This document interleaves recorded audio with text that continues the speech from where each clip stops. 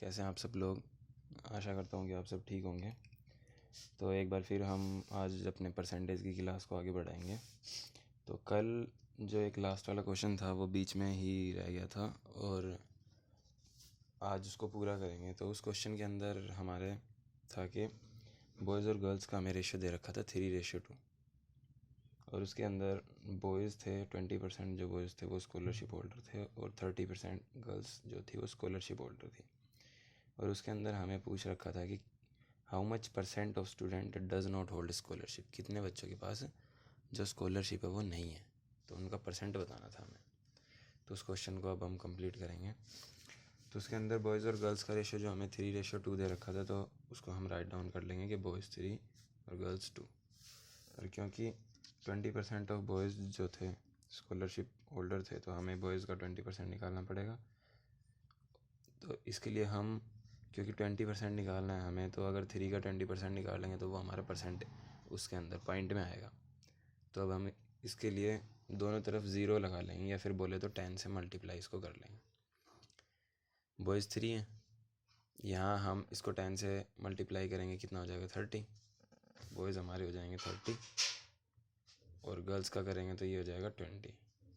ठीक है। अब कह रहा था स्कॉलरशिप होल्डर, स्कॉलरशिप कितना के पास है। तो जो बॉयज़ थे उनमें 20% बॉयज़ थे उनके पास स्कॉलरशिप थी। तो 20% जो हमारे बॉयज़ थे वो स्कॉलरशिप होल्डर थे, तो हम 30 का 20% निकाल लेंगे। 30 का 20% कितना हो जाएगा, मैंने बताया था किसी भी चीज़ का अगर वो चीज़ खुद का 100% है तो यहाँ पे 100% क्या 30। इसका 10% निकालेंगे तो यहाँ पे एक डिजिट छोड़ के पॉइंट, यहाँ पे एक डिजिट छोड़ दो, तो इसका मतलब ये हो गया 10%। 10% कितना हो गया 3। ठीक है, हमें कितना निकालना है 20%, तो 10 2 20, 2 से मल्टीप्लाई करने पे 20 आ गया, यहाँ पे 2 से मल्टीप्लाई करने पे 6 आ जाएगा, तो मतलब 20% कितना हो गया 6 हो गया। तो यहाँ पे इसका 20% कितना हो जाएगा 6, जिसके पास स्कॉलरशिप है। ऐसे गर्ल्स का निकालेंगे 30%, क्योंकि 30% गर्ल्स जो थी वो स्कॉलरशिप होल्डर थी। तो 30% इसका 30% मतलब 20 है, खुद का 100% है, इसका 10% कितना हो जाएगा 2। 30% कितना हो जाएगा 3 से मल्टीप्लाई करने पे कितना आ गया 6। टोटल कितने जिनके पास स्कॉलरशिप है, टोटल हो गया हमारे पास 6 और 6 कितना हो गया 12। ठीक है, 12 जो हैं, सॉरी यहाँ से नहीं क्योंकि उसने उल्टा पूछ रखा, उसने पूछ रखा कितने के पास स्कॉलरशिप नहीं है, तो यहाँ पे पहले नॉट स्कॉलरशिप वाले निकालेंगे। 30 थे टोटल, 6 के पास स्कॉलरशिप थी तो बच कितना गया 14 बॉयज़ बच गए जिनके पास स्कॉलरशिप नहीं है, सॉरी 24 बच गए। और यहाँ से गर्ल्स निकालेंगे, 20 थी, 6 के पास स्कॉलरशिप है तो 14 बच गए जिनके पास स्कॉलरशिप नहीं है। तो टोटल स्टूडेंट कितने हो गए जिनके पास स्कॉलरशिप नहीं है, not scholarship holder. Total not scholarship holder कितने हो गए 38 यहाँ से हो गया हमारे पास। और टोटल स्टूडेंट थे कितने, बॉयज़ और गर्ल्स दोनों को ऐड कर लेंगे, 30 20 50। तो बस अब हमें नॉट स्कॉलरशिप वालों का परसेंटेज निकालना था, तो ये जो वैल्यू ऊपर टोटल नीचे मल्टीप्लाई बाय 100 से मल्टीप्लाई करेंगे, आ जाएगा हमारा 76% जो स्टूडेंट्स हैं उनके पास स्कॉलरशिप नहीं है। ठीक है, तो अब नेक्स्ट क्वेश्चन करेंगे जो कि हमने यहाँ पे राइट डाउन कर रखा है नीचे। इसमें in class boys and girls are in ratio 4:1। Boys और गर्ल्स का रेशियो पिछले क्वेश्चन में 3:2 था, इसमें दे रखा है 4:1। तो सेम उसी क्वेश्चन की तरह करना है इसको, बॉयज़ और गर्ल्स, बॉयज़ हैं 4 और गर्ल्स हैं 1, ये इनका रेशियो हो गया। अब कह रहे 75% ऑफ बॉयज़, 75% बॉयज़ तो क्या है स्कॉलरशिप होल्डर है और 30% गर्ल्स जो है स्कॉलरशिप होल्डर। और इसमें क्या पूछ रखा है, सेम क्वेश्चन है, बस इसके अंदर डिजिट अलग कर रखी है। इसके अंदर how much % of student does not hold scholarship, कितने बच्चों के पास स्कॉलरशिप नहीं है वो पूछ रखा है। तो हम उसी क्वेश्चन की तरह पहले निकाल लेंगे हाउ मच होल्ड स्कॉलरशिप, कितनों के पास स्कॉलरशिप है। 4 हैं, वो ये परसेंटेज निकालने में दिक्कत होगी तो हम इसके पीछे क्या लगा लेते हैं 0, इसको 10 से मल्टीप्लाई कर लेते हैं, ये हो गया 40 और ये हो गया 10। ठीक है, अब हमें बॉयज़ का 75% निकालना है।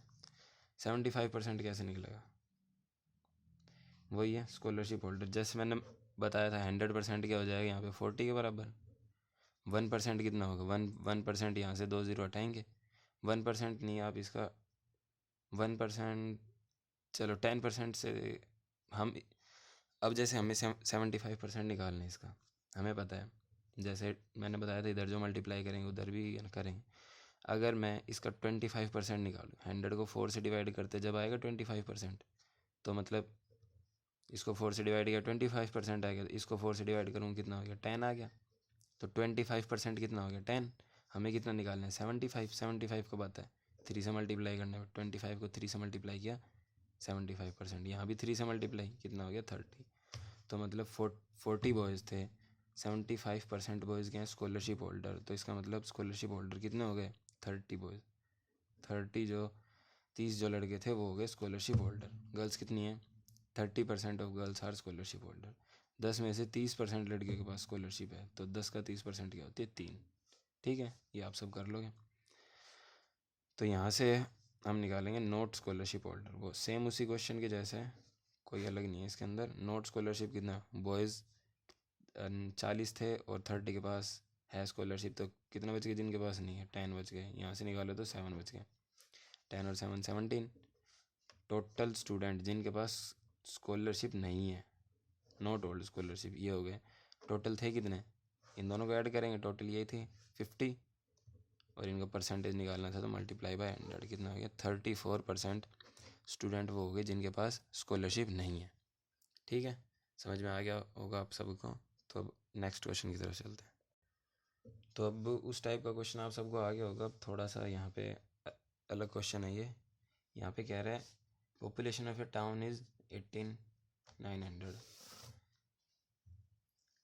एक शहर की जनसंख्या दे रखी है जो इतनी 18,900, जिसमें से 4/9, 4/9 क्या है, मेल है और बची हुई फीमेल से, तो मतलब 4/9 है, तो इसका मतलब मेल कितना, 4/9, तो इसका मतलब ऊपर वाला क्या है 4 हो जाएंगे मेल, और नीचे क्या हो गया टोटल। मैंने आपको बता रखा है नीचे वाली वैल्यू हमेशा टोटल होती है। कह रहे बची हुई फीमेल्स हैं, और उसके बाद कह रहे 50% मेल आर मैरिड, जो 50% जो पुरुष हैं वो क्या है, मैरिड है।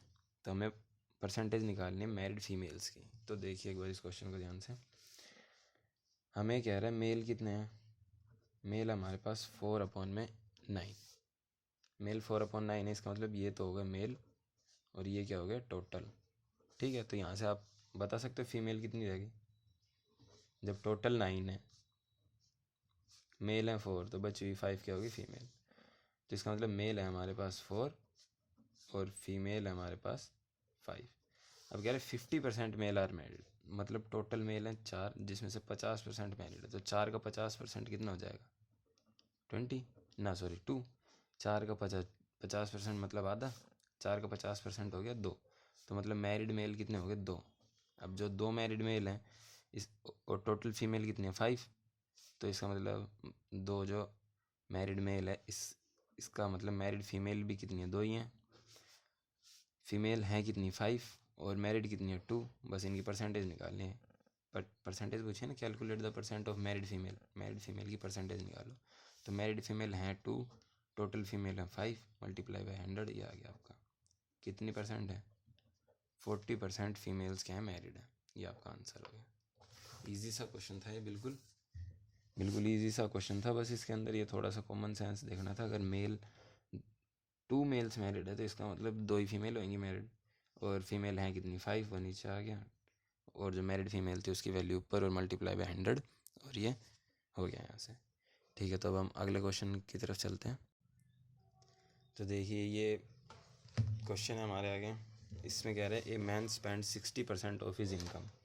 एक जो आदमी है वो अपनी पूरी इनकम का 60% खर्च कर देता है। His income is increase by 20%, उसकी इनकम को अगर 20% बढ़ा दिया गया, कितना इंक्रीज़ कर दिया 20%, 20% उसकी इनकम को इंक्रीज़ कर दिया, और उसका जो एक्सपेंडिचर था मतलब जो उसका खर्चा था उसको भी 20% बढ़ा दिया। तो गाइज़ अगर किसी को इंग्लिश में प्रॉब्लम हो क्वेश्चन समझने की तो मैं साथ साथ हिंदी बताता रहता हूँ आपको, ध्यान से सुन लीजिए। इसमें कह रहा है अगर एक आदमी को अपनी 60% जो उसकी आय है उसको खर्च कर देता है वो, ठीक है, मतलब 100 रुपये अगर वो कमा रहा है तो वो उसमें से 60 खर्च कर रहा है, तो उसके पास बच कितने गए 40। कह रहा है अगर उसकी इनकम को इंक्रीज़ कर दिया जाए 20%, मतलब अगर उसकी आय को 20% बढ़ा दें, तो इसका मतलब 100 से कितना होगी 120, और उसके एक्सपेंडिचर को भी 20% बढ़ा दिया, जितना पहले खर्च हो रहा था उससे 20% ज़्यादा खर्च कर रहा है वो, तो बताओ उसके पास जो उसकी सेविंग है वो कितनी बढ़ेगी। तो हम पहले वाले उसके हिसाब से चलते हैं कि इनकम उसकी, फिर उसका एक्सपेंडिचर मतलब कितना खर्च कर रहा है वो, फिर उसके बाद उसकी सेविंग। पहले 100 कमा रहा था वो, ठीक है, एक्सपेंड कितना कर रहा था, स्पेंड जो कर रहा था वो 60% खर्च कर रहा था। 100 में से 60 खर्च कर दिया, कितना बचा, 40 उसने सेव कर लिया अपने पास, ठीक है। अब नेक्स्ट देखेंगे उसमें क्या कर रहा है, हिज इनकम इंक्रीज बाय 20%, उसकी आय जो है वो 20% बढ़ा दी। तो 100 का 20% बढ़ जाना कितना हो गया, 120 हो गई, ठीक है। हिज एक्सपेंडिचर जो उसका खर्च था उसको भी 20% बढ़ा दिया। पहले कितना खर्च कर रहा था, 60 का 20% क्या होता है, 12। नहीं पता चल तो मैंने आपको बताया था, जिस भी चीज़ का निकालना उसको 100 के बराबर मान लेंगे। कितना निकालना, 20%। तो यहाँ से एक जीरो ही हटाओ, एक जीरो हटाओ, कितना बच गया, 10%। 10% कितना हो गया, 6। हमें 20% निकालना, 2 से गुणा कर दिया, यहाँ भी 2 से गुणा कर दिया तो 12। 60 का 20% कितना हो गया, 12। 12 बढ़ गई, तो 60 थी और 12 बढ़ गई, कितनी हो गई, 72, जोड़ दिया। और जो उसका क्या एक्सपेंडिचर, सॉरी सेविंग, उसकी सेविंग क्या कह रहा है, वो भी 20%। ओ सॉरी, सेविंग तो मैं पूछ रखी है, एक्सपेंडिचर उसने दिया था और कह रहा है find the percentage increase in is saving. उसकी सेविंग में कितना परसेंट बढ़ा है वो आपको बताना। तो सेविंग पहले 40 थी, ठीक है, अब कितनी है, 120 में से 72 घटा के देख लो भैया, 120 कमा रहा है, 72 उसने खर्च कर दिया, तो बचे कितने उसके पास, ये इसके पास बचे हैं 8, 11 में से 4, 48 बच गए। पहले उसके पास 40 बच रहे थे, अब उसके पास 48 बच रहे थे। इसका मतलब कितने फालतू बचा रहे हो, 8 रुपये फालतू बचा रहे। किस पे, पहले 40 थे, कितने परसेंट बढ़ गए, पहली वाली पे देखेंगे, मल्टीप्लाई करेंगे तो ये आपका आ गया 20, ये आ गया 20% रुपये, 20% उसकी सेविंग है, इंक्रीज़ हो गई। ये जो इंक्रीज़ हुई थी, ये 8 रुपये इंक्रीज़ हुए ना, तो इंक्रीज़ जो हुआ था उस पर निकाला हमने, इंक्रीज़ कितना हुआ, 8। तो किस पे इंक्रीज़, पहले वाले के रिलेटिव ही तो इंक्रीज़ होगा, तो 8 इंक्रीज़ हुआ। 8 कितना परसेंट, 8 है 20%, तो इसका मतलब सेविंग कितनी इंक्रीज़ हो गई, 20%, ठीक है। तो अगला क्वेश्चन देखते हैं। अब नेक्स्ट क्वेश्चन देखिए, इसी टाइप का है, इसको मैंने हिंदी में उतार दिया है, तो देखिए सेम जो क्वेश्चन अभी किया था उसी टाइप का क्वेश्चन है ये। इसमें कह रहा है यदि अपनी आय का 70% खर्च कर देता है, कोई भी है अगर वो जितना कमा रहा है उसका 70% खर्च कर दे रहा है वो, तो मतलब उसी की तरह करेंगे। यहाँ पे तो हो जाएगी आय उसकी, यहाँ क्या हो जाएगा, खर्च, और इधर आ जाएगी उसकी बचत। आय हो रही है उसकी 100, 70 वो खर्च कर रहा है, तो बचे कितने, 30 बचे उसके पास, ठीक है। अब कह रहे यदि आय का 30% बढ़ जाए, आय 30% बढ़ जाए, मतलब 30% अगर बढ़ गई तो 130 हो गई, 100 थी, 30 बढ़ गई 130। और खर्च भी 30% बढ़ जाए, खर्च कितना था, 70, 70 का 30% कितना होता है, वही सेम, 100 इज इक्वल टू 70, 10% हो गया ये। तो 30% कितना हो गया, 3 से गुणा हुआ था, ये भी 3 से 7 थी, 21, 21 हो गया, 21 बढ़ गया, 21 ऐड करेंगे तो कितना आ जाएगा, 91 हो गया उसका खर्च। पहले 130 था, अब हो गया 91। तो तुम्हें बताना है बचत कितनी बढ़ेगी, बचत कितनी बढ़ेगी वो देखनी है। तो देखो 130 कमा रहा था, 91 उसने खर्च कर दिए हैं, तो बचा है कितने, घटा लो इसमें से 9, और ये 12, 3, पहले 30 बचा रहा था, अब बचा रहा 39। कितने ज़्यादा बचाने लगे, 9 रुपये ज़्यादा बचाने लग गया पहले 30 के रिलेटिव में। मल्टीप्लाई कर देंगे 100 से, आपका आ जाएगा आंसर, ठीक है। कितने प्रतिशत ज़्यादा बढ़ा लिया गया, 30% उसने, जो उसकी बचत थी बढ़ गई, बचत बढ़ गई मतलब इंक्रीज़ हो गई, ठीक है, ये आपका आंसर है, ठीक है। तो आई होप ये आपको क्वेश्चन समझ में आ रहे होंगे। तो एक क्वेश्चन मैं अब आपको दे रहा हूँ खुद करने के लिए, अगर आपको समझ में आया हो तो। नेक्स्ट क्वेश्चन देखिए। तो देखिए फ्रेंड्स, ये आपके सामने क्वेश्चन है, ये आपको खुद करना है। इसमें क्या है, लैंग्वेज में बता देता हूँ एक बार कि a man spend 65% of his income. किसी आदमी ने अपनी 65% इनकम स्पेंड कर दी, खर्च देता है। तो आपको पता है 100 उसका मानना है, 65 खर्च दी, कितना बचेगा वो आपको निकालना है। कह रहे हिज इनकम इंक्रीज बाय 3.08%, उसकी इनकम इंक्रीज़ होगी 3.08%, और उसका जो एक्सपेंडिचर था वो भी 3.08% इंक्रीज़ हो गया। तो आपको सेविंग में बताना है कितना इंक्रीज़ होगा, ठीक है, सेविंग कितना इंक्रीज़ होगी उसकी वो आपको बताना है। तो ये थोड़ा सा ट्रिकी क्वेश्चन है, जो मैंने लास्ट के 2 क्वेश्चन करवाए थे उनको देख के है ये, तो आप अगर देखो इसको कर सकते हो तो चलो हम इसको करके देखते हैं। हम इनकम हम मान लेते हैं 100, एक्सपेंडिचर स्पेंड कितना कर दिया उसने 65%, सेविंग कितनी होगी उसके पास, सेविंग रहेगी उसके पास 35%। ठीक है, इनकम कितनी बढ़ गई 3.08%, तो मैं इसका 3.08% निकालूँ तो ये होगा 1.08 रुपीज़। ठीक है, एक्सपेंडिचर भी इतना बढ़ गया। अब 65 का अगर मैं 3.08 निकालूँ तो आपको क्या लगता है ये क्वेश्चन होगा? ये क्वेश्चन इस तरह से नहीं होगा। अगर आपने लास्ट के 2 क्वेश्चन मेरे देखे हों उसके अंदर एक चीज़ कॉमन थी, वो मैं बता देता हूँ। जितना उसकी इनकम इंक्रीज़ हो रही थी उतना ही हम उसका खर्च इंक्रीज़ कर रहे थे। एक क्वेश्चन था जिसमें 20% इंक्रीज़ हुई थी इनकम और 20% ही उसका खर्च इंक्रीज़ हुआ था। उसका आंसर कितना आया था वो देखना। और इससे पहले वाला क्वेश्चन था उसके अंदर 30% इंक्रीज़ हुई थी इनकम और उसका खर्च भी 30% ही इंक्रीज़ हुआ था। उसका आंसर कितना आया था वो देखना। उसके हिसाब से ये क्वेश्चन होगा।